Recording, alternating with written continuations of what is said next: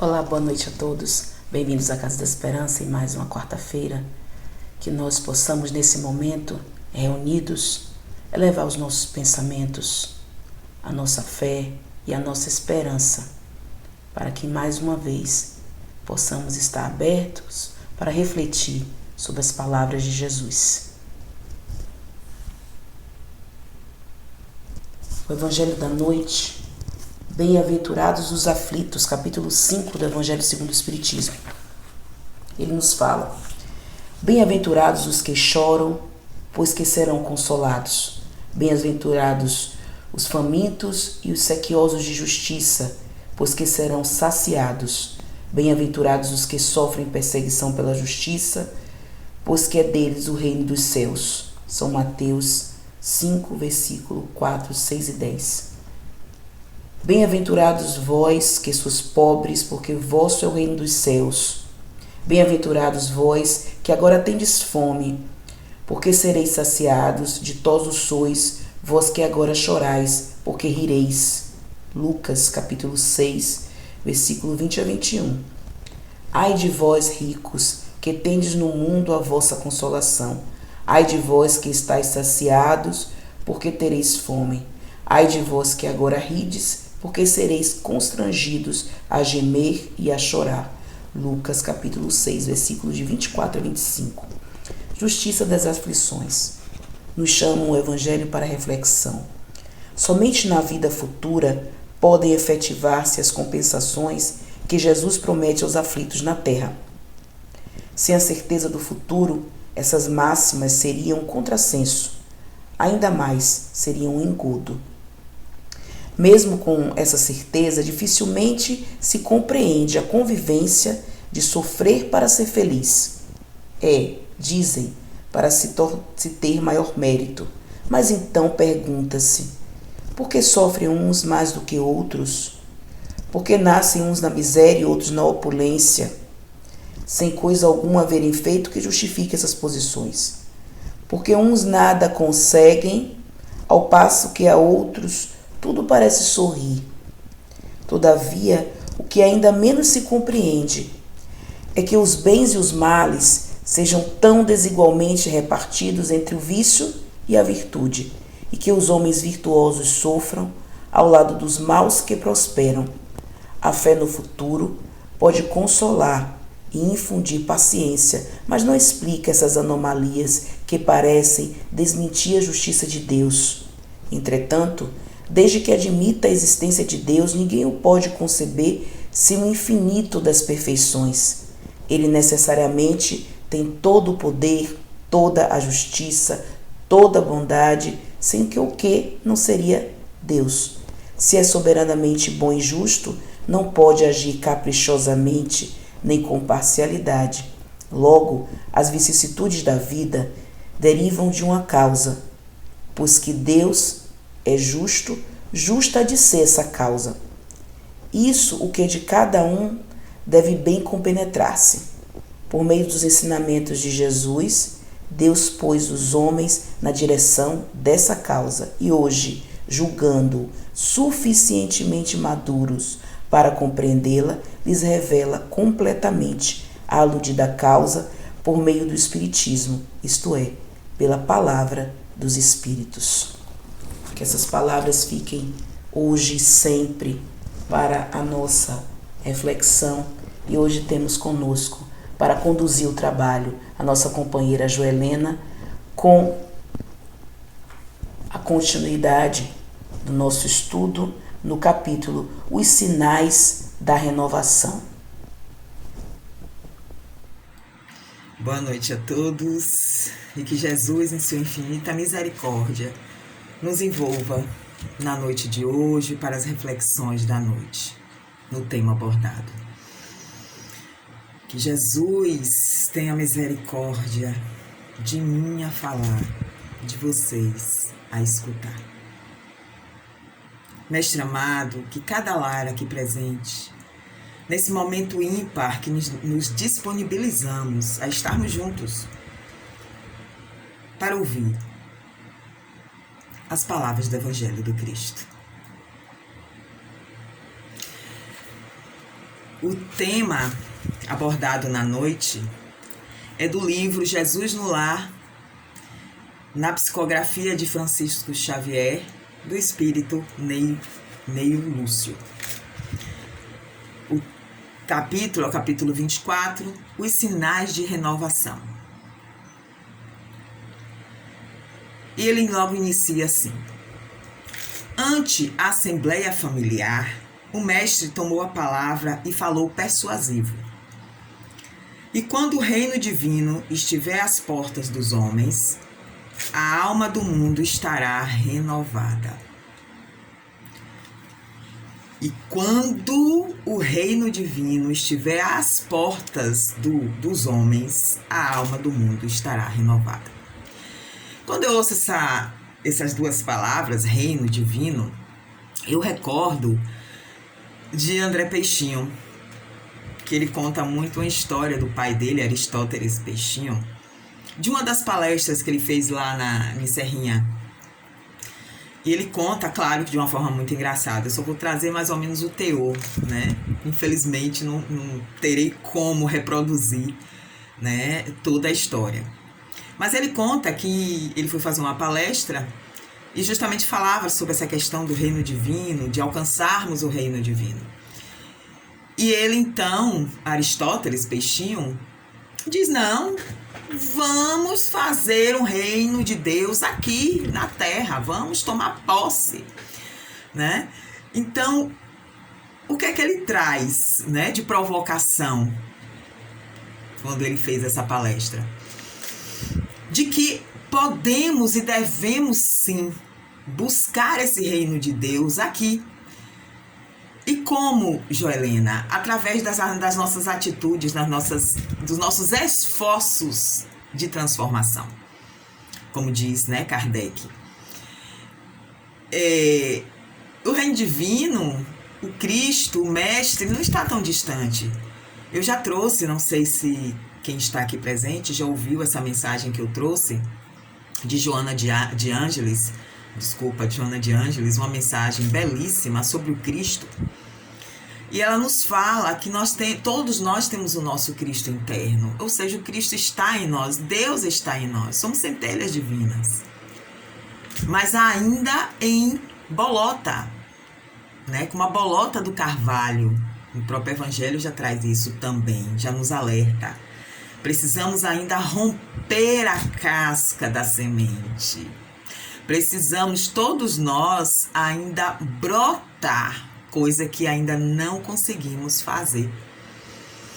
Então, quando Aristóteles Peixinho diz: não, o reino de Deus vamos trazer para aqui, fazer a reforma, né? A reforma agrária do reino, né? Fazer, partilhar. É muito interessante a história, para quem já teve a oportunidade de ouvir, vai relembrar agora, eu trazendo isto.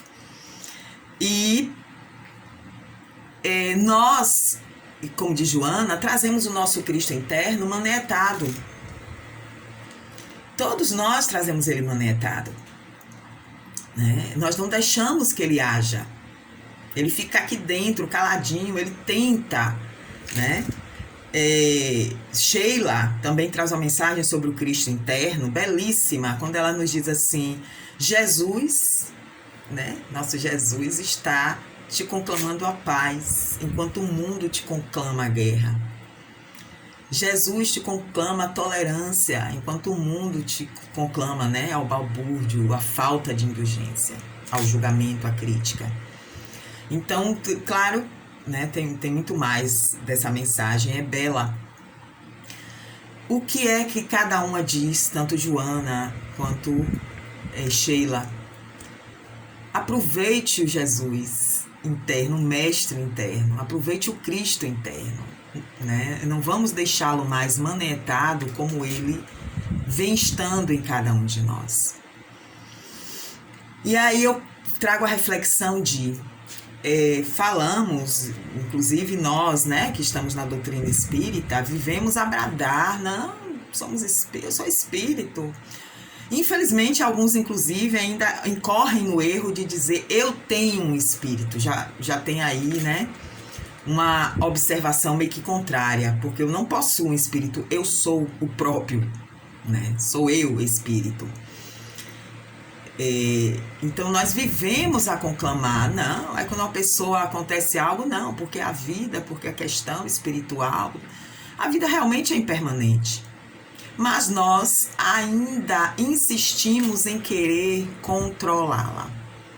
Insistimos em querer que ela siga o rumo que nós imaginamos.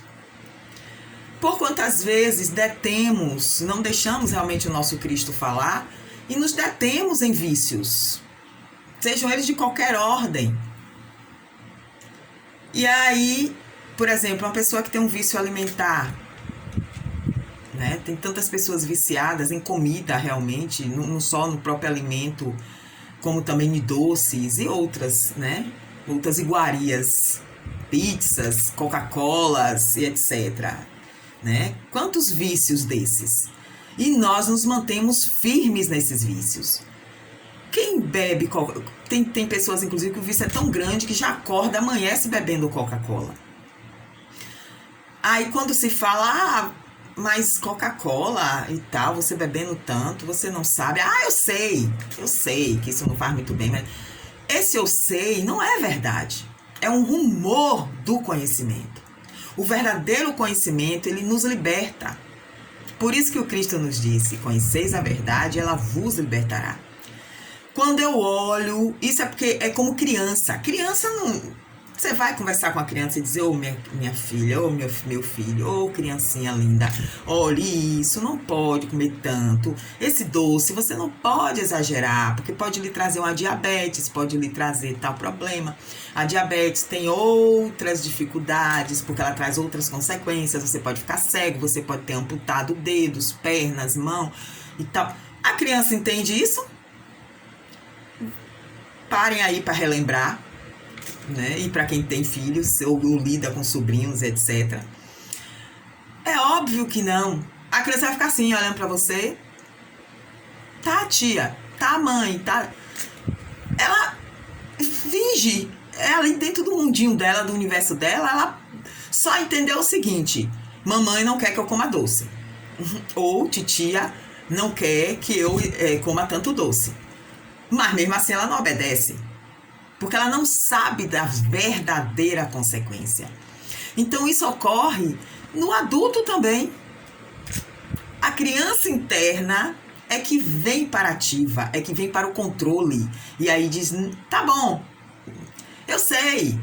Não, eu sei. O fumo, eu sei que isso vai... Não sabe. Não sabe a fundo, não sabe verdadeiramente. Então são rumores de conhecimento. E quando vamos e deixamos que a criança interna entre no comando da nossa vida, então, verdadeiramente, aí continuamos crianças espirituais. E mantemos, óbvio, o Cristo manietado. Porque a gente não quer as verdades que nos libertam. A gente quer permanecer naquilo que a gente imagina que vai nos trazer algum benefício. Alguém passa a perna em mim no trabalho e havia uma promoção, eu era realmente a digna, vamos dizer assim, dessa promoção. De repente alguém mexe lá, tem um parente, tem alguma coisa, mexe e ganha a promoção no meu lugar. Eu quero vingança. Não, aí eu resmungo, eu lamento, eu grito, eu falo porque não era pra ser, que isso foi porque foi mutreta, porque não foi, que a pessoa não tem a condição, né? Aí eu faço todo aquele chaveco, falo para o mundo todo, espalho para tudo, se possível botar até no jornal, vou lá na Subaé e faço uma reportagem. Mas se eu sou adulta espiritual, eu olho para isso enquanto espírito que sou. Primeiro, que sou espírito velho, já vim. Segundo, espírito que vou continuar. Aqui é só passagem. Então tem duas questões aí. Uma, o espírito velho pode estar aí com alguma, né, com algum reajuste, né, na lei de Deus em relação a isso. Talvez uma fraude lá atrás ou algo parecido, até que talvez com a própria pessoa que acabou me fraudando dessa vez, né? Ou não, porque a lei divina não é, né, taxa, não, porque Joelena machucou Jair, e aí Joelena vem de novo com Jair. Não exatamente. Joelena machucou Jair, mas ela infringiu a lei divina. Se Jair avança, Jair não fica mais com ódio. A Jair olha e diz assim, ó, sabe de uma, Joelena que responda. Tô nem aí, deixa eu seguir adiante. Jair se liberta desse sentimento, Jair vai à frente, né? Jair decola. E Joelena fica, né? Joelena fica amarrada aos vícios, aquela mesquinhez, a mediocridade, ao orgulho, ao egoísmo. E aí Joelena vai responder na lei. É óbvio isso, eu tenho que responder. Todos nós fazemos, respondemos. Só como ele já está longe, eu vou responder com outra pessoa, né? Ou em outra circunstância. Então, vamos estar atentos ao falar e ao fazer.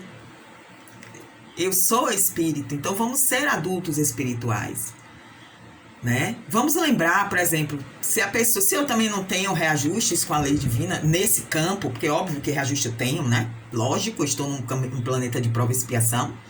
A reajuste eu tenho em muitos, todos nós temos. Não existe ninguém aqui, né, bonzinho, espírito maravilhoso que está aqui só de passagem. Não existe isso. Estamos todos ou em prova ou em expiações. Estamos em reajustes às leis divinas. Então, se eu olho isso como adulta espiritual, e talvez até não tenha, conforme eu falei, né, reajuste nesse campo, porque realmente não era algo que eu fazia, mas de repente a pessoa fez por algum motivo, mas aí já entra outras questões de lição, de aprendizado, de crescimento, né, evolutivo. Se eu sou adulto espiritual, eu olho para isso e digo, ok, minha irmã, a escolha é sua, porque são escolhas, né? Isso foi uma escolha sua. Então, é óbvio que essa pessoa vai responder. Então, eu não vou me preocupar. Eu não preciso bradar, eu não preciso lamentar, eu não preciso ficar de vítima do mundo. Não. Em nada eu preciso ficar de vítima do mundo. Aconteceu, aconteceu. Mas qual é a minha parte nisso? Né?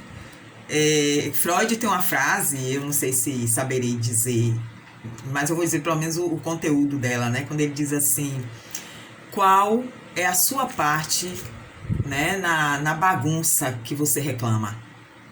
Vou colocar dessa forma, que realmente eu não... Me desculpem, mas eu não recordo a frase na íntegra. Mas o que ele pergunta é isso. Qual a sua parte na bagunça a qual você reclama? Então eu reclamo. Porque essa pessoa foi ruim comigo. Aí, ó, grosseira. Maria me tratou super mal. E qual é a minha parte nisso? A reflexão é essa. Onde eu estou nisso? Em tudo que me ocorre, onde eu estou? Pode se perguntar e pode procurar, porque tem. Nós estamos lá também. E aí cabe a mim, enquanto... Aí eu volto, adulta espiritual, ir para esse lugar de adulta e ir para esse lugar de refazimento. Tá, então sou eu. Fui eu que passei e derrubei esse livro. Então cabe a mim voltar e pegá-lo, né? Rearrumar, refazer. É por isso que Kardec traz o esforço para a transformação moral. Porque precisa de esforço para mudarmos, porque são muitos os vícios. Muitos. Esses sinais de renovação que o Cristo traz, que eu vou trazer alguns trechos aqui, para estarmos refletindo, é justamente em cima disso, do nosso esforço para a transformação moral. O qual, na verdade, não nos esforçamos muito, não. Eu sou espírito, eu sou espírita e tenho medo da morte, né? Morro de medo de tudo. Morro de medo de sofrer, morro de medo de adoecer. Ave Maria, adoecer nem pensar. Oh, Jesus, me livre disso. Oh, Pai, me livra. Como assim? Inclusive na oração, todos nós, né, que fazemos o Pai Nosso, dizemos: seja feita a tua vontade, assim na terra como no céu. Ou algumas pessoas dizem, seja feita a vossa vontade, não a minha, né? Nós falamos, mas vamos para a criança, retorno, a criança espiritual, e a gente diz, mas tu pode dar uma quebrada, né, Jesus? Em Deus. Você pode dar uma quebradinha para mim? Porque eu não suporto, Ave Maria, dor é demais. Aí ela chega, eu clamo o tempo todo, por que eu tô doente? Por que eu fiquei doente? Por que eu vou morrer? E eu vou morrer? E um dia a gente não vai morrer? Todos nós não vamos morrer verdadeiramente um dia. E não deveríamos, como diz o espírito Samuel Bulamarque, em um dos livros dele, não deveríamos fazer já o treino para a morte. Ele traz esse treino em um dos livros dele, né? Inclusive, no caso, ele fala para os médiuns, né? Mas é óbvio que é para todos nós. Inclusive porque todos nós somos médiuns, em algum grau, né? Conforme já nos traz Kardec também essa explicação. A mediunidade, inclusive, é um fator fisiológico, né? E todos nós a temos. Agora, claro que cada um em um grau.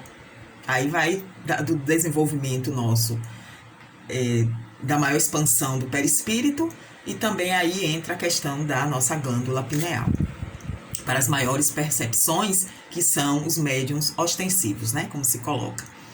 Então eu não posso, eu não quero adoecer não, eu não quero ficar ruim não. Aí eu tenho uma doença grave, eu tenho um câncer, eu tenho que me tratar continuamente.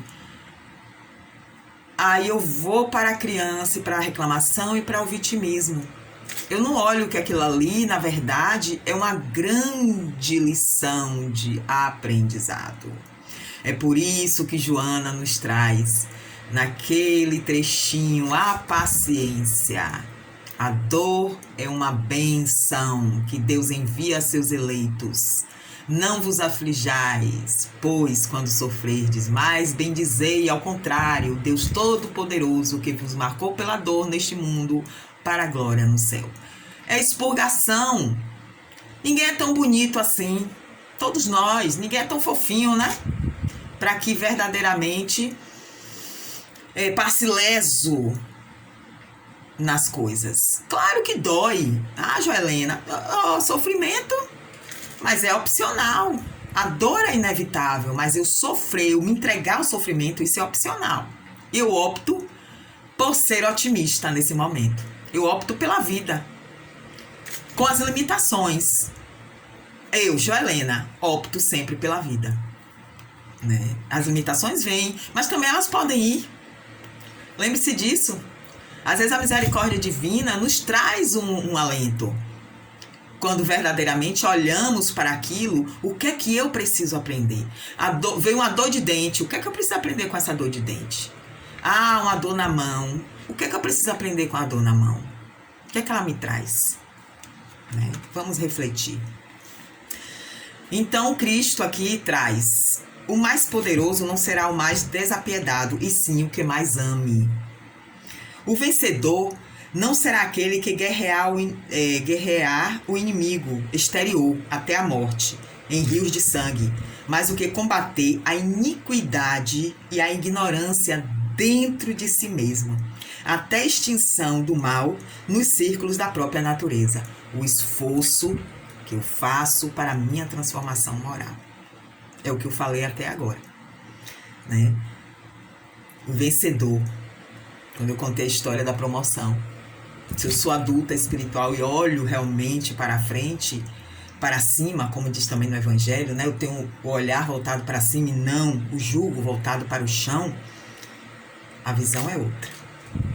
O mais eloquente não será o dono do mais belo discurso, mas sim o que aliar as palavras santificantes aos próprios atos, elevando o padrão da vida no lugar onde estiver.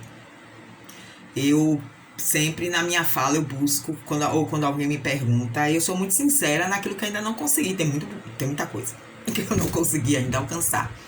Mas tem outras que eu já faço, consigo já realizar.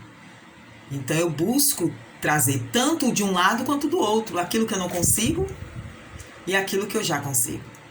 Porque devemos ser verdadeiros para conosco.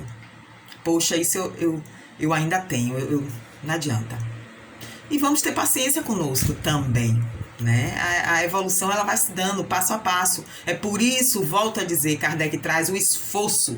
Ele não diz assim, faça a transformação moral. Não, ele diz, você reconhece o verdadeiro espírita pelo esforço que faz para a sua transformação moral. Esforço, quer dizer, é aquele que se dedica a isso, é aquele que deseja, que realmente, vai caindo e levantando, caindo e levantando. Ai, não sei, não consegui. Ai, meu Deus, ainda tô nesse vício, ainda tô nesse estágio. Ok, tudo bem, olho pra mim, me reconheço, me aceito e digo, tá, pra mim, por enquanto, vou continuar tentando, vou continuar levantando, vou continuar fazendo. Caí de novo, vou tentando. Não também utilizar aquela, nasci assim, vou morrer assim, né? Gabriela, a síndrome de Gabriela. Não. Mas eu nasci assim, você já viu quem... Eu tinha um tio que ele desencarnou nesse pensamento. Claro que hoje já deve estar em outros processos. Mas ele dizia direto, né? Quando haviam algumas colocações lá da minha tia, que era também minha madrinha. E aí, quando se falava de algumas atitudes dele, você já viu quem nasceu caju virar goiaba? Né? Então eu era novinha, né? Mas ficava assim, oxe, realmente não tem sentido na natureza, né? Um caju virar uma goiaba, isso não. Mas aí depois eu entendi que ele estava falando da síndrome de Gabriela. O que ele estava dizendo é, eu nasci assim, vou viver assim, vou morrer assim, né? Gabriela. Então, o mais nobre não será o detentor do maior número de títulos que lhe confere a transitória dominação em propriedades efêmeras da terra. Olhe o olhar para o além, né? Mas aquele que acumular mais intensamente os créditos do amor e da gratidão nos corações das mães e das crianças, dos velhos e dos enfermos, dos homens leais e honestos, operosos e dignos, humildes e generosos. Sempre o olhar para esse reino divino que realmente está dentro de cada um de nós. Nós precisamos sair desta bolota e começar a florescer. Sair de ser semente. O mais respeitável não será o dispensador de ouro e poder armado, e sim o de melhor coração. O mais santo não será o que se isola em altares de supremo orgulho espiritual, evitando o contato dos que padecem por temer a degradação e imundície, mas sim aquele que descer da própria grandeza, estendendo mãos fraternas aos miseráveis e sofredores, elevando-lhes a alma dilacerada aos planos da alegria e do entendimento. Muitas vezes nos colocamos, né? Porque eu não quero, mas eu não vou naquele lugar porque é um pessoal muito assim. Se eu verdadeiramente tenho essa elevação em mim, nada me afetará, né? Quando nossa Chico Xavier ia e vinha para qualquer lugar, passava por qualquer paisagem, enquanto hoje desencarnado, questão lógica que ele continua trabalhando e continua passando, né? Por vários, entre marginais, entre sacerdotes descontrolados com seu poder, né, sacerdotal, e outras coisas mais, egoístas, orgulhosos, vaidosos. Ele continua indo e vindo e naquela mesma mansidão, continua Chico, naquele mesmo amor, por quê? Porque ele já alcançou esse estágio. Quando nós alcançamos um estágio X, um estágio tal, que vamos nos elevando, nos melhorando, questão lógica é de que isso não nos atrapalha. Podemos estar junto a qualquer balbúrdio, podemos estar junto a uma pessoa, trabalhando inclusive tete a tete, né, junto, rente, com uma pessoa de comportamento terrível, desonesto, mentiroso e tal. Você olha ali, você sabe que a misericórdia divina um momento atuará. E quando essa pessoa quiser se transformar, ela se transformará, né? A gente sabe que chega o momento. Nós teremos que evoluir. O progresso é inevitável para todos nós. E quantos outros também que estão mais acima nos olham e têm a misericórdia conosco e dizem assim, poxa, ela ainda está Olha como ela ainda está, né? Se comportando. Olha como ela ainda pensa. Olha como ela ainda se realiza. Né? E esse que está acima de mim tem essa misericórdia, inclusive me auxilia. Então, vamos também olhar para quem está, né, um pouco ou ao nosso lado ou abaixo de nós. Né? E vamos olhar com esse olhar de amor misericordioso. E aí o amigo divino pousou os olhos lúcidos na noite clara que resplandecia lá fora, em pleno coração da natureza. Fez longo intervalo e acentuou: nessa época sublime, os homens não se ausentarão do lar em combate aos próprios irmãos, por exigências de conquista ou pelo ódio da raça, em tempestade de lágrimas e sangue, porquanto estarão guerreando as trevas da ignorância, as chagas das enfermidades, as angústias da fome e as torturas morais de todos os matrizes.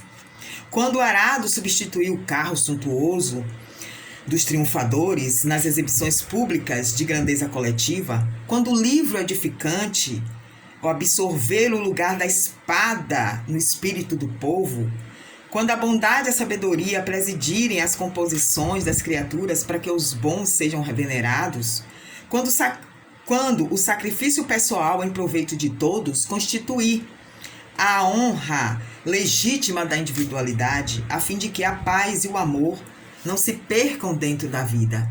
Então, uma nova humanidade estará no berço luminoso do divino reino. Neste ponto, a palavra doce e soberana fez branda pausa, e lá fora, na tepidez da noite suave, as estrelas fulgentes a cintilarem do alto pareciam saudar essa era distante. Olha só. No livro nos traz que a era, né, Cristo lá atrás já dizia que a era está distante. E ela continua distante ainda entre nós. Então cabe a cada um de nós fazer a nossa parte. Né? Veja que nós damos muito mais importância às coisas materiais do que às coisas espirituais. Não vivemos como espíritos. Todos, estou falando, nós. Né? Não vivemos como espíritos e não vivemos como espíritas. Porque o espírita, como diz no Evangelho, né, o homem de bem, ele não vai fazer algo que prejudique ao seu irmão. Né?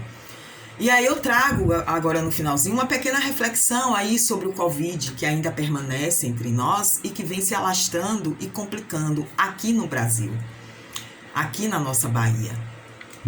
O quanto vemos de pessoas viajando. Ah, mas eu fui, Joelena, estava vazio ali o lugar. Mas você se deslocou. Você teve contato com outros locais. Gente que vai para hotéis, teve contato com hotel, com pessoas no hotel. Contato com os lençóis, toalhas, etc. do hotel. Né? Então você vai e volta carregando o vírus. Se é o momento que se pediu desde o início da pandemia, o isolamento, as pessoas enlouqueceram, não aguentaram, fizeram festas e fazem ainda festas. Ah, mas é uma festa familiar. Mas só que cada família está na sua casa, com seus ritmos, com seu jeito de limpar e de realizar suas coisas. Nem todo mundo tem o mesmo cuidado que o outro. Por exemplo, uma pessoa que tem todo um cuidado, todo um olhar, uma limpeza, mas vai ver que vem um parente, um irmão, que não tem. Para ele não é tanto, não é, você é neurótica, para que essa, já limpei aqui, tá limpo. Só que ele lá, ou não pegou, ou pegou e passou e nem sentiu e foi aí daqueles assintomáticos. Eu tenho 2 amigos que foram assintomáticos e eles só foram fazer o teste porque, na verdade, um deles fui eu que questionei, porque ele entrou em tantas coisas, fez tantas coisas, que eu perguntei, você não está sentindo nada? Você viajou, você usou máscara? Ah, não sei o que. Eu fiz, você não está sentindo nada? Aí, não. Aí ele comentou que iria na casa dos pais. Eu fiz, por favor, faça uma caridade para você mesmo, porque para depois a consciência não acusar, né, não culpar, e faça uma caridade para esses pais. Faça um teste primeiro. Ah, Jó, não precisa não, tô sentindo nada, não tenho nada. Eu fiz, mas existe o assintomático. Por favor, faça o teste. Aí ele fez e me ligou, de lá mesmo do IF. Deu positivo. Eu estou com Covid. E passou. Todos os dias já tem 20, não sei quantos dias, não tem nada, não senti nada, nenhum espirro. Se ele vai para casa dos pais, claro, não tô sentindo nada, então eu vou para casa dos meus pais e vou o quê? Sem máscara, tiro a máscara lá para comer, para beber água, e aí vai conversar com esses pais, essa gotícula vai no pai ou na mãe, e aí, ó, os dois com Covid.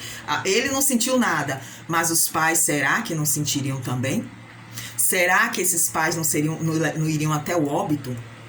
Está aí, inclusive, o exemplo de Nicete Bruno, né? Me perdoem se eu estiver incorreta no nome da atriz. Aquela senhora, né? Aquela baixinha, um doce, né? Só olhar ela eu pelo menos sempre, toda vez que eu olhava, ela tem um ar tão em paz, né? Sempre passou tanto amor, tanta paz. E o caso dela foi esse.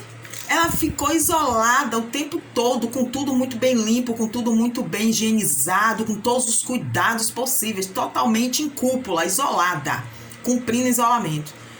Um sobrinho foi visitá-la, não estava sentindo nada, então não tô com Covid. E claro, não deixou de abraçá-la, algo aí ele fez, ou senão não deixou de se alimentar na casa, talvez não abraçou, mas se alimentou, tirou máscara, foi comer, foi beber, conversou. Lá se foi uma gotícula dessa e caiu em Nicete Bruno e ela veio a óbito. No caso dela, ela veio a óbito. Né? Como está então a consciência desse sobrinho que fez essa visita?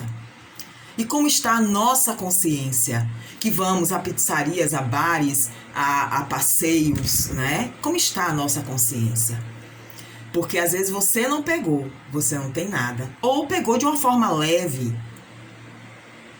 E o outro, que depois vai para uma UTI, é entubado e não sai de lá.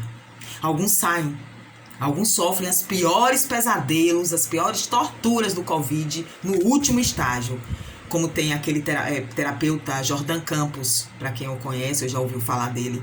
Ele foi ao último estágio as piores, né, sequelas do Covid, mas ele sobreviveu, está aí, já está trabalhando, continua fazendo suas fisioterapias, inclusive respiratória, porque ele teve comprometimento pulmonar muito sério, ele teve comprometimento cardíaco, mas ele fala direto, ele utiliza a máscara e ele traz muito essa questão do respeito ao outro. Lembre que é respeito ao outro. É respeito pela vida, a sua e do outro. Porque o vírus, inclusive, ele tem voltas. E você não sabe. Por exemplo, esse amigo meu que não teve nada, não sentiu nada, passou lá já os 20 e tantos dias e tá lindo, maravilhoso, trabalhando, continua trabalhando, beleza? Mas também ele pode, em outro momento, pegar novamente e não sobreviver. Muita gente estava achando que pegava o vírus e já ficava imunizado. Já se sabe que não existe isso. O vírus tem milhões de mutações. A pergunta é: o que eu tenho para aprender com o coronavírus? O que é que o coronavírus veio me ensinar? O que é que eu tenho que ressignificar na minha vida? Qual olhar outro que eu tenho que ter agora? Para encerrar a nossa fala, que já se estendeu um pouco, peço desculpas, eu tenho aqui uma mensagem muito rapidinha para que a gente não se esqueça do que Joana nos fala, do livro Filho de Deus, de Joana de Ângeles, quando ela diz: Deus te ama. Deus te ama e tu percebes. Sua ternura te rocia a face e suas mãos te sustentam. Seu hálito te vitaliza e sua voz silenciosa chega aos teus ouvidos com bênçãos, com esperanças e com orientações. Deus te busca e te encontra. Agora que o sentes, Deixa-te penetrar e conduzir ao destino feliz que te reserva. Deus vive, manifeste e dilata o seu amor através de ti. Tu sabes, e onde tu estiveres, Ele estará sempre contigo. Que esse Deus que está em mim saúda o Deus que está em cada um de vocês. E que eu ouça o meu Cristo, meu Deus interno, por mim e pelo outro. E que Jesus, em sua infinita misericórdia, nos envolva em seu amor. E que nos dê uma noite de um sono tranquilo e abençoado. E que cada lar aqui presente receba as benesses de luz, de amor neste momento. Envio a cada um o meu abraço fraterno, de muita paz, de muita luz, de muito amor. E que possamos, a cada dia, nos esforçarmos, pouquinho em pouquinho, para a nossa melhora. Fiquem com Deus. E gratidão imensa pela paciência. Nossos agradecimentos ao trabalho da companheira Joelena, conduzido nesta noite, que possamos compreender dia a dia os sinais do nosso caminho e que sigamos, mesmo diante de tantas aflições, com a felicidade esperançosa de quem guarda a fé e o amor do Cristo. Pai nosso que estás nos céus, santificado seja o vosso nome, venha a nós o teu reino, seja feita, Senhor, a tua vontade na terra e no céu. O pão nosso de cada dia nos dai hoje. Perdoa, Pai, as nossas ofensas, assim como nós perdoamos a quem nos tenha ofendido. Não nos deixeis cair em tentações e livra-nos, Senhor, de todo o mal, porque teu é o reino, o poder, a honra e a glória para todo sempre. Que assim seja. Possamos agora estar receptivos para o passe da noite e também para os nossos saudosos abraços. Uma boa noite a todos e até a próxima semana. Quanta luz neste ambiente descendo sobre nós, vibrando em nossa mente. Quanta luz, quando assim em prece minha alma cresce aos olhos de Jesus. Quanta luz, quando em oração a voz do Mestre fala aos nossos corações. Quanta luz descendo sobre nós.